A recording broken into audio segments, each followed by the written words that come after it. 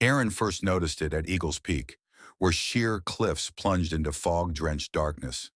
As the wind howled, tugging at his jacket, he felt a sudden, inexplicable urge to step forward. Not out of despair, but curiosity, a desire to know what lay beyond. The feeling was fleeting, a tickle at the back of his mind. But it left a mark, an itch he couldn't scratch. Months later, the pull returned.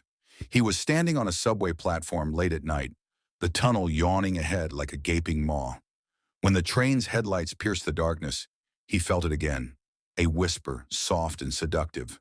Jump! He staggered back, heart pounding. "Everything okay, man?" a stranger asked, his voice thick with concern. Aaron nodded, forcing a smile, but the stranger's eyes lingered, uneasy. The whispers didn't stop. They grew louder, creeping into every quiet moment. At work, Aaron would glance out the window of his 20th floor office and hear them, faint but insistent. Just lean forward. It'll be over in seconds.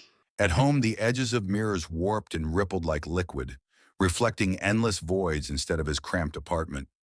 Shadows stretched unnaturally, pooling beneath his feet as if to swallow him whole.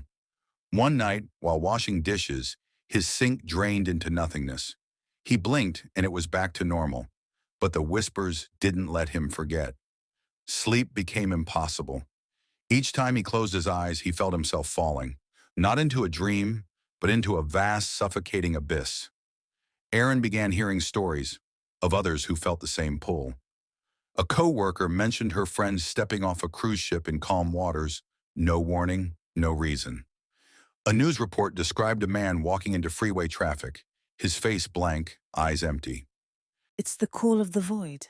Natalie said when Aaron confided in her. L'appel du vide. Everyone feels it. It's just a passing thought. But Aaron knew better. It wasn't just a thought, it was something alive. One evening, as he sat on the edge of his bed, the whispers turned to screams. They weren't urging him to jump anymore.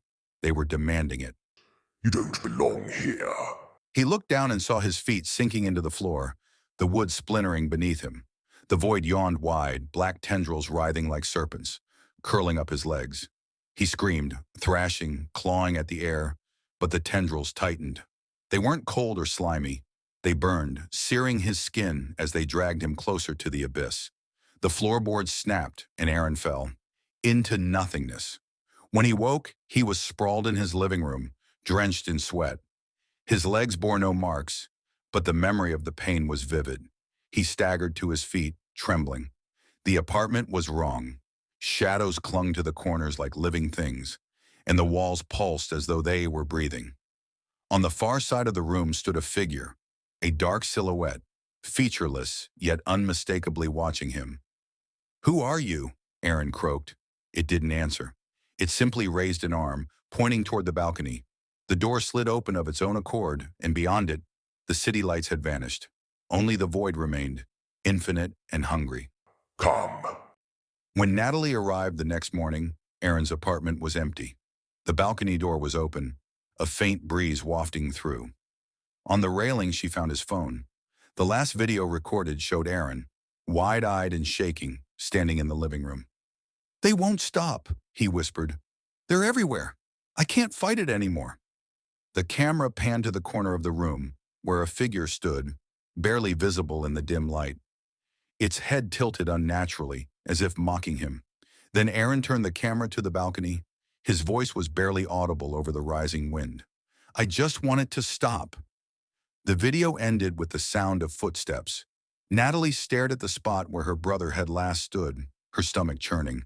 The air felt heavy, oppressive. She stepped closer to the railing, peering down at the endless drop. For the first time, she heard it too, a whisper. Jump.